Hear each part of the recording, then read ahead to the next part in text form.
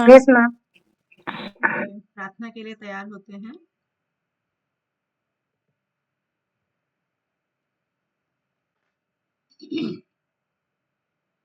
सहना भवतु सहनौ भुनक्तु सह वीर्यं करवावहै तेजस्विनावधीतमस्तु मा विद्विषावहै।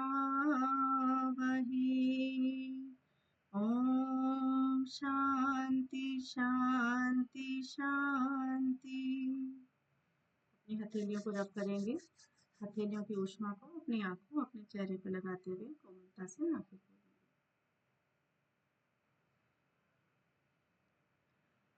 कल क्लास प्रॉपर हो नहीं पा रही थी, तो मैंने सोचा है कि हम जो एक टॉपिक है, एक दो टॉपिक ऐसे इम्पोर्टेंट हैं जिनको प्रॉपर समझना ज़रूरी है, तो आज हम वहाँ से शुरुआत करेंगे। हम शुरुआत करने जा रहे हैं क्लासिफिकेशन ऑफ कम्युनिकेशन से।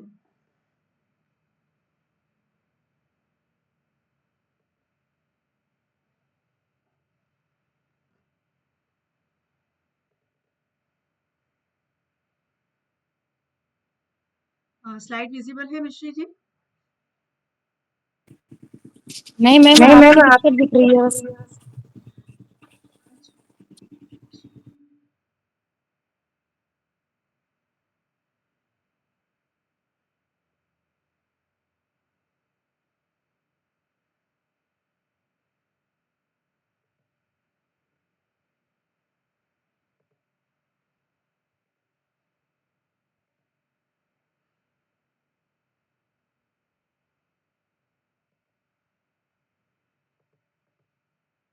अब चेक कीजिए।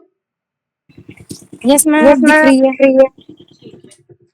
तो हम पढ़ने जा रहे हैं आज क्लासिफिकेशन ऑफ कम्युनिकेशन, यानी कि संचार का वर्गीकरण। किस किस आधार पे संचार को वर्गीकृत किया गया है। पहला है संबंध आधारित, संगठन आधारित, दिशा आधारित, माध्यम आधारित और मोड आधारित। इन 5 आधारों के ऊपर संचार का वर्गीकरण किया गया है। सबसे पहले हम पढ़ेंगे संबंध आधारित।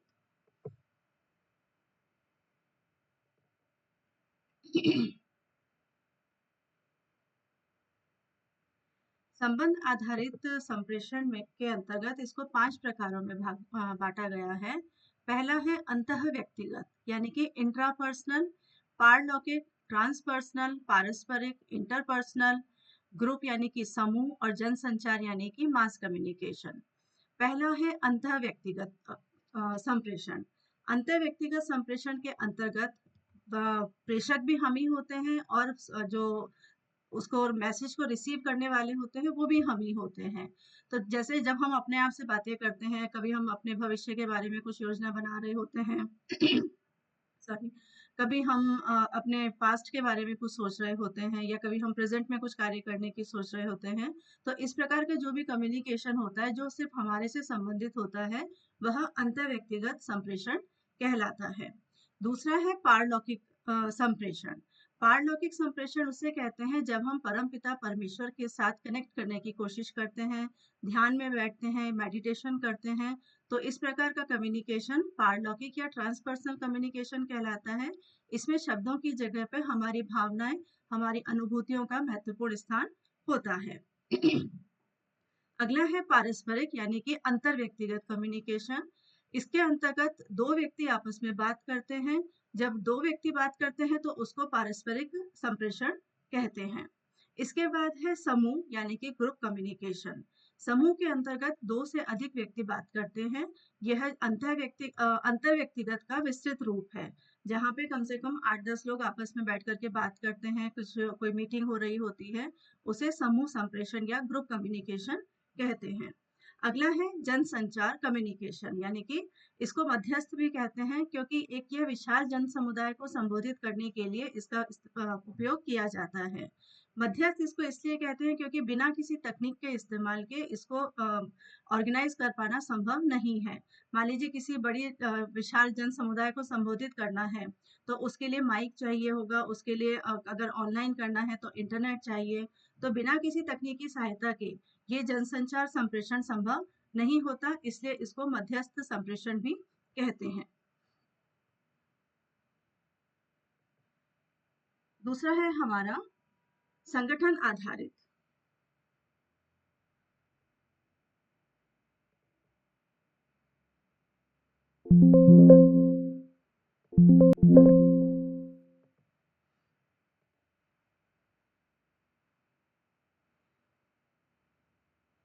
संगठन आधारित जो संप्रेषण होता है उसके मुख्य प्रकार हैं चेन यानी कि श्रृंखला नेटवर्क, स्टार यानी कि तारा नेटवर्क, सर्कल अर्थात वृत्त संप्रेषण, ऑल चैनल यानी सभी मार्ग, और वाई आकार संप्रेषण, इन्वर्टेड वी यानी उल्टा वी संप्रेषण और व्हील संप्रेषण। पहला है इसका संगठनात्मक मतलब यहाँ पे ये औपचारिक संप्रेषण के अंतर्गत आता है। पहला है श्रृंखला नेटवर्क। श्रृंखला नेटवर्क के अंतर्गत या तो ऊपर से नीचे की तरफ ये कम्युनिकेशन चलता है या नीचे से ऊपर की तरफ चलता है। इसमें उच्च अधिकारी अधीनस्थ से भी बात कर सकता है और अधीनस्थ उच्च अधिकारी से भी बात कर सकता है।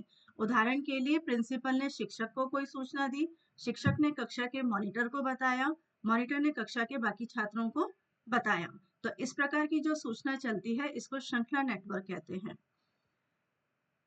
दूसरा है तारा नेटवर्क। तारा नेटवर्क के अंतर्गत जो इसमें एक मेन लीडर होता है वो मेन होता है, वो सेंटर में होता है। उसके आसपास जो अधीनस्थ होते हैं वो उनके साथ कम्युनिकेशन करता है। इसके अंतर्गत जैसे मैनेजर अपने सभी कर्मचारियों को निर्देश देता है, इसके अंदर जो लीडर होता है वो काफी महत्वपूर्ण स्थान रखता है। सभी सदस्य एक केंद्रीय व्यक्ति से जुड़े होते हैं, इसलिए इसको तारा नेटवर्क कहते हैं। फिर है वृत्त नेटवर्क। वृत्त नेटवर्क में जो कम्युनिकेशन किया जाता है वो समान पद के लोग आपस में कम्युनिकेशन करते हैं। मान लीजिए कोई सोसाइटी में कोई भजन संध्या का आयोजन करना है, तो उसके संचालन के लिए मीटिंग बुलाई गई है, तो वहाँ जो ग्रुप में बैठे हैं लोग वो सब समान पद पे हैं, तो वहाँ पे वो आपस में एक बार में दो जने ही बात करते हैं। ऐसा नहीं कि कोई किसी से भी बात कर रहा है, लेकिन उसमें बैठने वाले समान पद के ऊपर होते हैं और इसमें नेतृत्व क्षमता का कोई खास रोल नहीं है।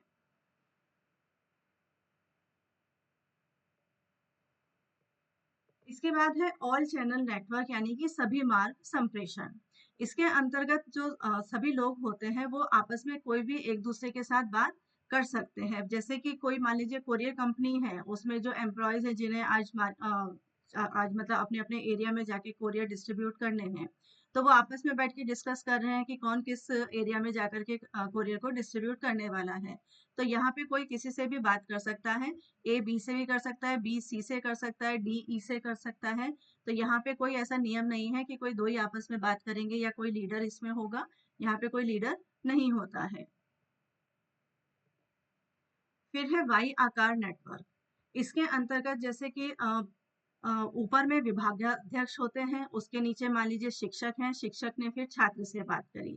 इसमें ऊपर की तरफ में दो उच्च अधिकारी भी हो सकते हैं, उन्होंने किसी डिपार्टमेंट के एक लीडर को बुलाया, उस लीडर ने जो उनके नीचे अधीनस्थ कर्मचारी थे उन तक अपना संदेश दिया। तो इस प्रकार का जो कम्युनिकेशन होता है वो वाई आकार नेटवर्क कहलाता है। इसके बाद है इन्वर्टेड वी नेटवर्क। इसके अंतर्गत ये भी ऊपर से नीचे और नीचे से ऊपर दोनों तरफ चलता है। जैसे ऊपर में ए में प्रोजेक्ट हेड है, उन्होंने दो टीम के लीडर को बुलाया, तो ये इन्वर्टेड वी कहलाता है। इसके बाद है व्हील नेटवर्क। व्हील नेटवर्क काफी इंपॉर्टेंट होता है। इसमें लीडर की काफी अच्छी भूमिका होती है। जैसे कि मान लीजिए एक शॉप है, उसके ओनर हैं और वहां पे 8-10 कर्मचारी काम करते हैं। अब जो शॉप के ओनर हैं उन्होंने कोई मीटिंग बुलाई है किसी काम को लेकर के, तो सेंटर में वो शॉप के ओनर आ जाते हैं और उसके आसपास सारे कर्मचारी आ जाते हैं। तो इस प्रकार का जो कम्युनिकेशन होता है वह व्हील नेटवर्क कहलाता है। तो ये हमारे औपचारिक के अंतर्गत ये सारे आते हैं।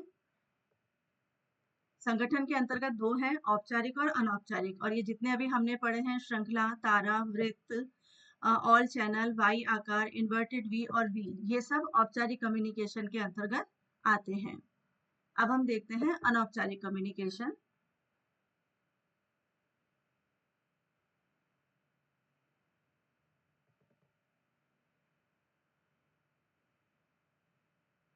अनौपचारिक कम्युनिकेशन के अंतर्गत ये 4 प्रकार होते हैं। अनौपचारिक कम्युनिकेशन जैसा कि मैंने बताया था, जब हम अपने फ्रेंड्स के साथ, फैमिली के साथ होते हैं या कहीं शॉपिंग पे हैं, आउटिंग पे हैं, तो वहाँ पे जो कम्युनिकेशन होता है वो अनौपचारिक कम्युनिकेशन कहलाता है।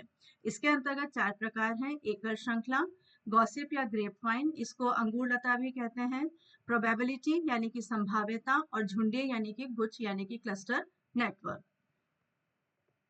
पहला है हमारा एकल श्रृंखला नेटवर्क। एकल श्रृंखला के अंतर्गत एक कर्मचारी दूसरे कर्मचारी से बात करता है, घर का एक सदस्य दूसरे सदस्य से बात करता है, दूसरा तीसरे से बात करता है। तो यहाँ पे जो कम्युनिकेशन होता है वो एक चेन के रूप में आगे बढ़ता है, इसलिए इसको एकल श्रृंखला नेटवर्क कहते हैं। दूसरा है गॉसिप, ग्रेपवाइन या अंगूरलता नेटवर्क। इसके अंतर्गत अगर किसी खबर को तेजी से फैलाना है तो इस प्रकार का नेटवर्क काम में लिया जाता है। उदाहरण के लिए, प्रमोशन की खबर एक व्यक्ति कई साथियों को एक साथ बता देता है। तो इस प्रकार का जो कम्युनिकेशन होता है वो ग्रेपवाइन, जैसे अंगूर की लता किसी भी दिशा में बढ़ जाती है, उसी तरह से ये कम्युनिकेशन भी किसी भी दिशा में किसी भी मतलब ग्रुप तक पहुंच सकता है। इसके बाद है संभाव्यता नेटवर्क, प्रोबेबिलिटी नेटवर्क। इसके अंदर मान लीजिए कि कॉलेज के अलग अलग लोगों को खबर बतानी है और वो आगे दूसरों को बताते हैं, तो यहाँ पे बात को बहुत तेजी से फैलाया जाता है और किसी भी कितने ही लोगों तक इस बात को आसानी से पहुंचाया जा सकता है। इसके बाद है झुंडिये या गुच्छ नेटवर्क, जिसे क्लस्टर नेटवर्क भी कहते हैं। जैसे ऑफिस के कुछ करीबी कर्मचारी ही आपस में जानकारी साझा करते हैं। मान लीजिए किसी ऑफिस में कोई एक नीति निर्धारित की गई है, उसमें उसमें क्या नियम बनाए गए हैं, वो कुछ खास लोगों तक ही अगर पहुंचाने हो तो यहाँ पे क्लस्टर नेटवर्क का उपयोग किया जाता है। तो ये हमारे अनौपचारिक के अंतर्गत आते हैं ये चारों प्रकार। एकल श्रृंखला, गॉसिप, ग्रेपवाइन या अंगूरलता, संभाव्यता, और झुंडिये या गुच्छ नेटवर्क, ये अनौपचारिक कम्युनिकेशन के अंतर्गत आते हैं। अभी सब विजिबल है Mishri ji? Yes ma'am. Yes ma'am. ठीक है। इसके बाद आता है दिशा आधारित।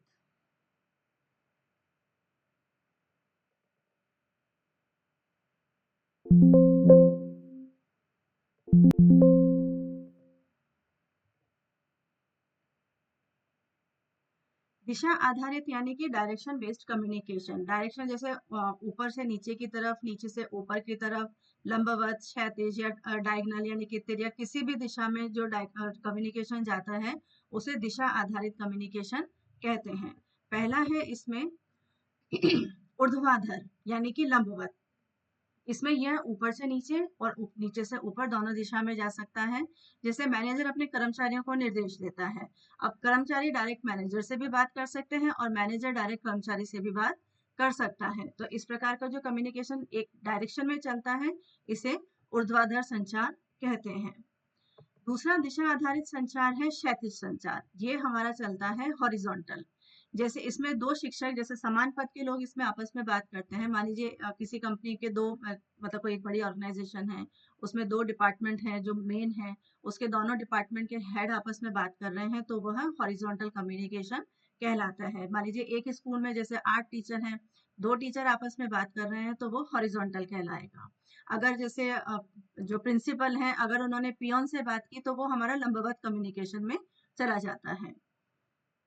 इसके बाद है तिर्यक यानी कि विकर्ण यानी कि डायगोनल कम्युनिकेशन। इसके अंतर्गत विभाग अलग होते हैं, पद अलग होते हैं, तो ये तिर्यक यानी कि विकर्ण संचार कहलाता है। मान लीजिए क्लर्क ने सीधे, मैनेजर ने सीधे क्लर्क से बात की तो ना ये लंबवत है ना ये क्षैतिज है, यह तिर्यक यानी कि डायगोनल कम्युनिकेशन के अंदर आता है। दिशा के बाद हमारा आता है माध्यम आधारित।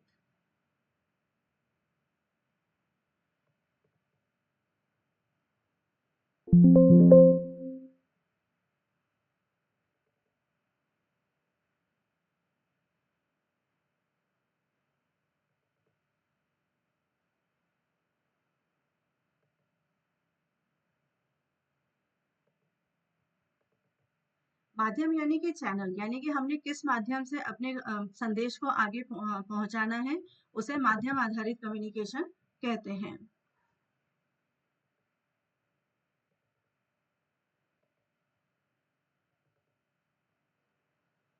एक मिनट, स्लाइड ओपन हो रही है।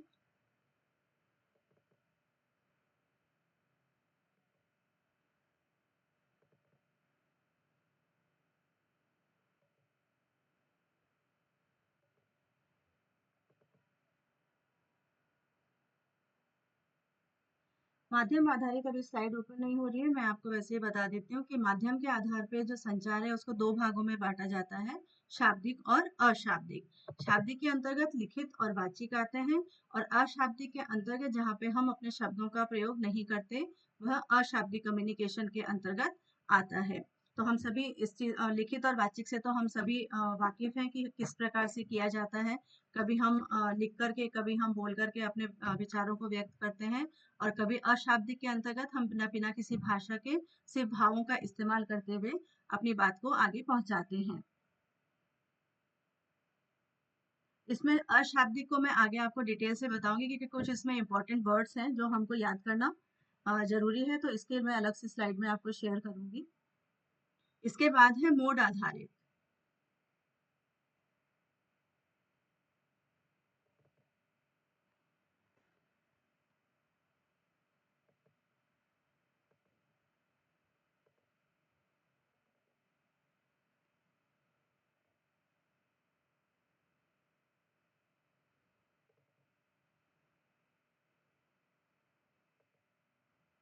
ये तकनीकी बाधाएं हैं जो हम कल पढ़ रहे थे ना, बाधाएं। आज पीपीटी ओपन नहीं हो रही है।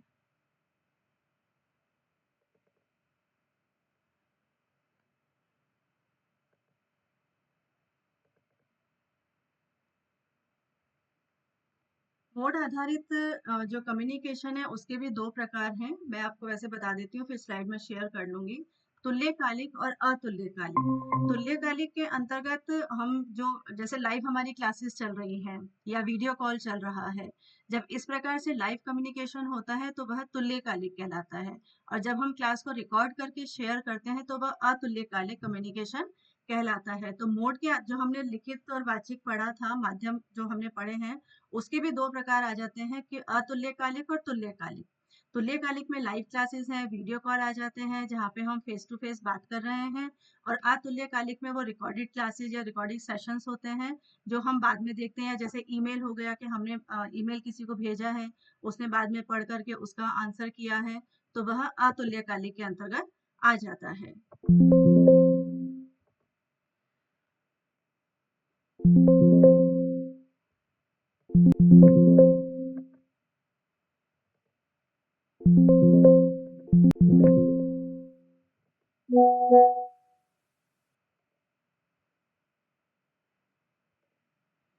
ये ओपन हो गया है मोड आधारित में, तुल्यकालिक और अतुल्यकालिक।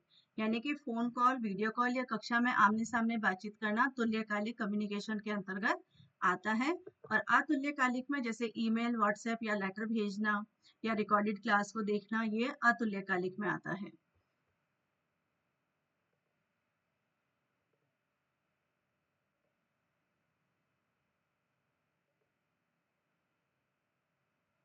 इसके बाद अशाब्दिक में कुछ चीजें हैं जिनको हमें देखना जरूरी है, तो वो हम देखते हैं।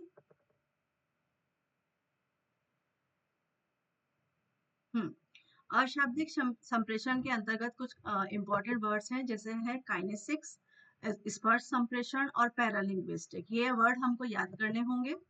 काइनेसिक्स का मतलब है हमारे शारीरिक हाव भाव से रिलेटेड है, हमारे हाथ के इशारे, मुस्कुराना, सिर हिलाना, ये हमारे काइनेसिक्स के अंतर्गत आता है। एक इसमें आप नोट करेंगे, प्रोफेसर अल्बर्ट मेहराबियन, इन्होंने 7-38-55 का नियम दिया है। उनके अनुसार हम अपने कम्युनिकेशन में 7% शब्दों का इस्तेमाल करते हैं, 38% आवाज का उतार चढ़ाव होता है, और 55% है चेहरे के भाव और हमारी बॉडी लैंग्वेज होती है। तो ये नाम हम याद करेंगे, प्रोफेसर अल्बर्ट मेहराबियन, इनका दिया हुआ नियम है 7/38/55 नियम।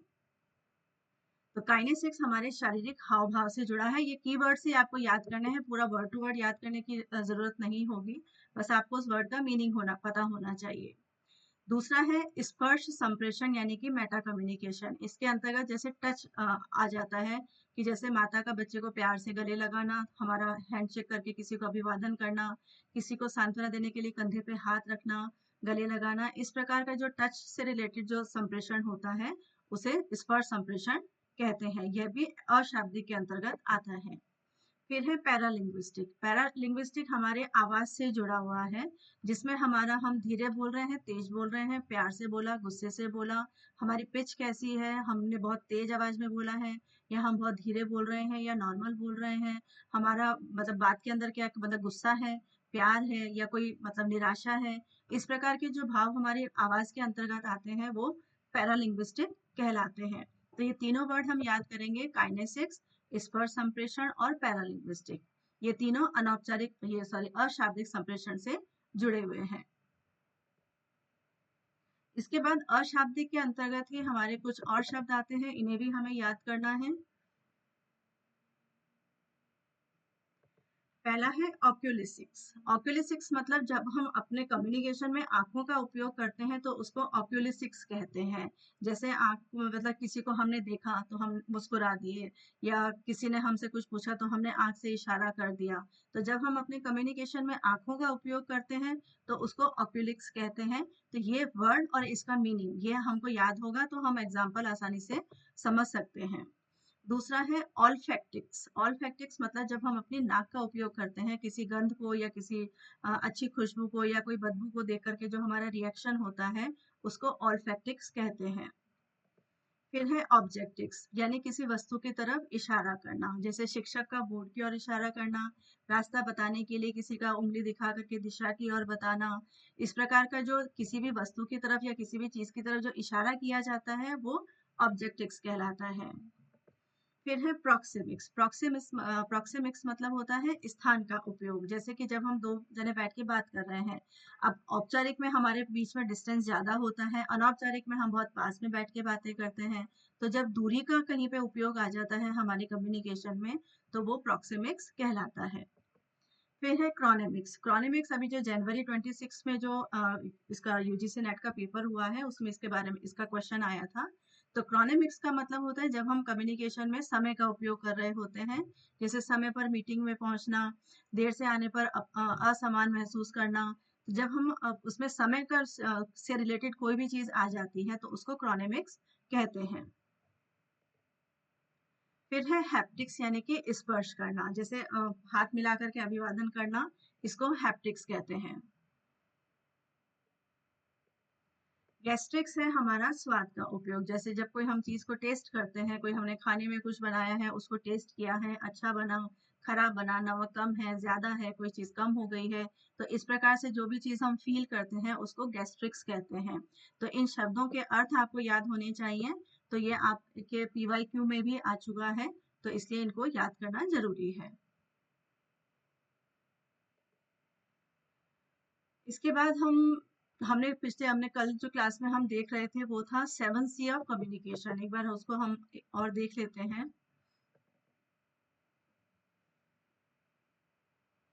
7C ऑफ कम्युनिकेशन, इसमें 7 वो शब्द हैं जो इंग्लिश के जो सी से शुरू हो रहे हैं, जो कम्युनिकेशन को इफेक्टिव बनाते हैं, इसलिए इसको 7C ऑफ कम्युनिकेशन या संप्रेषण के 7C कहा गया है।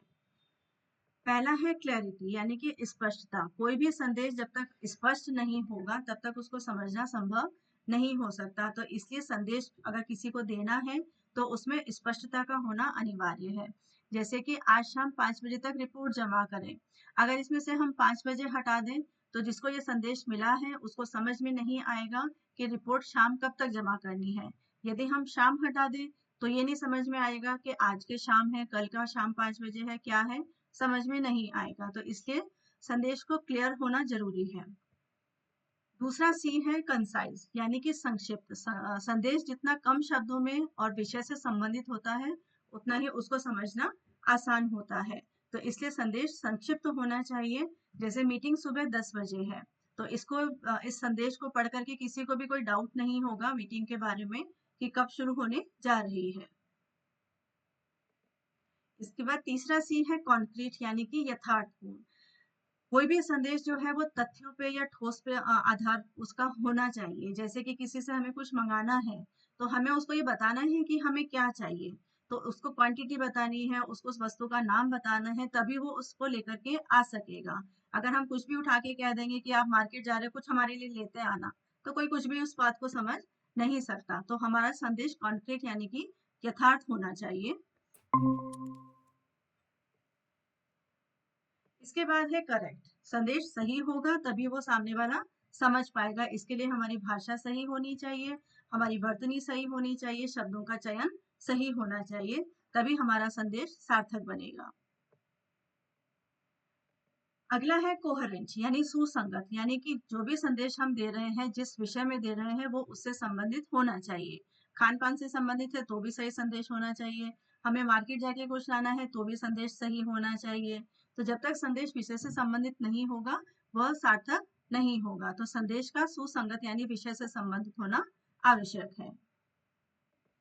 फिर है कंप्लीट यानी कि संपूर्ण होना चाहिए। आधा अधूरा संदेश किसी को भी समझ में नहीं आता है, इसलिए अगर मान लीजिए किसी कोई प्रोग्राम का कोई आयोजन करने जा रहा है और उसको किसी को गेस्ट को बुलाना है, तो उसे अपने इनविटेशन लेटर में हर वो चीज लिखनी पड़ेगी जिससे कि जो गेस्ट है वो सही समय पे सही स्थान पे पहुंच सके। इसके बाद है कर्टियस यानी कि विनम्र। संदेश विनम्र होना चाहिए तभी सामने वाला उससे प्रभावित होता है। मान लीजिए हमें किसी की मदद चाहिए तो हमें कृपया लगाना होगा, किसी ने हमारी मदद की है तो हमें उसे धन्यवाद देना होगा, कृतज्ञता भरे शब्द उसको बोलने होंगे। तो इस प्रकार का जो संदेश होता है वो सामने वाले को बहुत ही सकारात्मक रूप से प्रभावित करता है। कभी भी कोई चीज गुस्से में अगर किसी को कही जाएगी तो वो मानना संभव नहीं है, सामने वाला भी अड़ जाता है कि ठीक है मैं तो नहीं करने वाला। तो इस प्रकार के 7C हमारे इसमें होने आवश्यक हैं जो कम्युनिकेशन को प्रभावशाली बनाते हैं। यहाँ तक कोई डाउट है तो आप बताएं, फिर नहीं तो फिर नेक्स्ट आगे चलते हैं। पिछली क्लास का मैंने अब उसका वीडियो डाल दिया है, आप देख सकते हैं उस पर।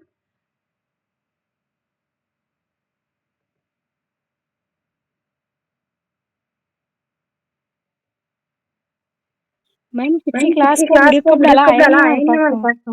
मैंने उसमें उस पर यूट्यूब पे डाला है, मैं ग्रुप में शेयर कर दूंगी इस क्लास के बाद, तो आप वहाँ पे देख सकते हैं। और अभी इस क्लास से संबंधित कोई डाउट है तो आप पूछ सकते हैं, क्योंकि फिर नया टॉपिक हम कल शुरू करेंगे, क्योंकि वो थोड़ा लेंदी है और उसको थोड़ा अलग से ही समझे तो ज़्यादा बेटर है। तो थोड़ा सा एक क्विक रिवीजन हम पिछले ले लेते हैं जो हमने फर्स्ट क्लास में पढ़ा था कि कम्युनिकेशन का अर्थ क्या था। ये पढ़ा था। मिश्री जी आप बताएंगे कि कम्युनिकेशन किन दो शब्दों से मिलके बना है?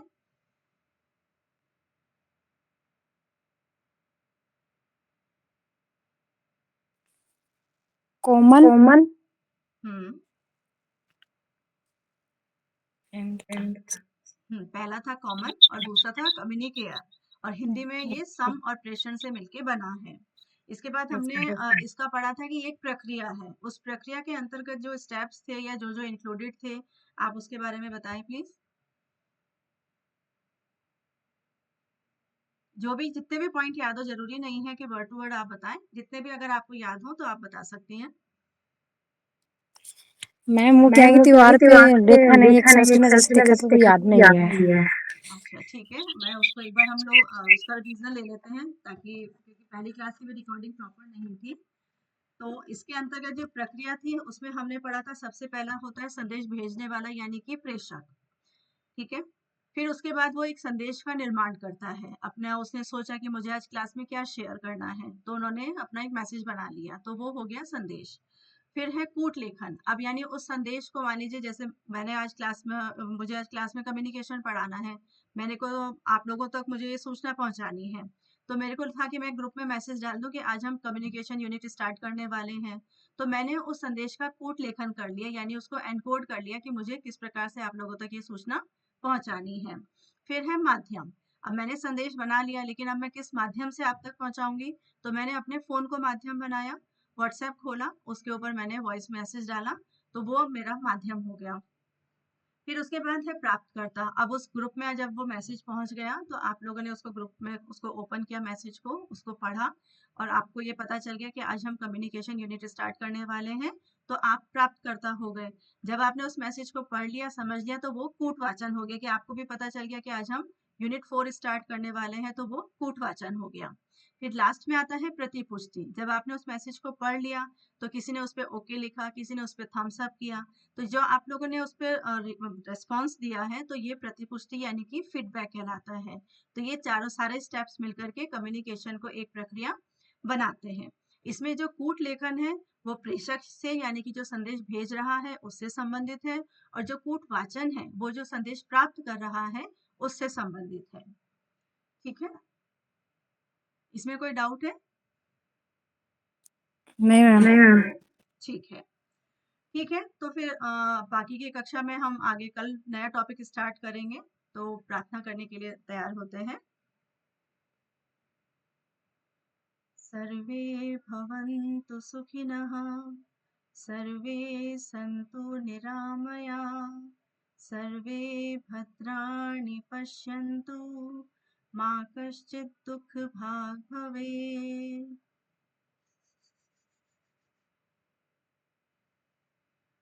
कल की कक्षा में मिलेंगे। आज क्लास के बाद मैं रिकॉर्डिंग शेयर कर दूंगी। सभी को धन्यवाद, प्रणाम। प्रणाम मैम। प्रणाम मैम।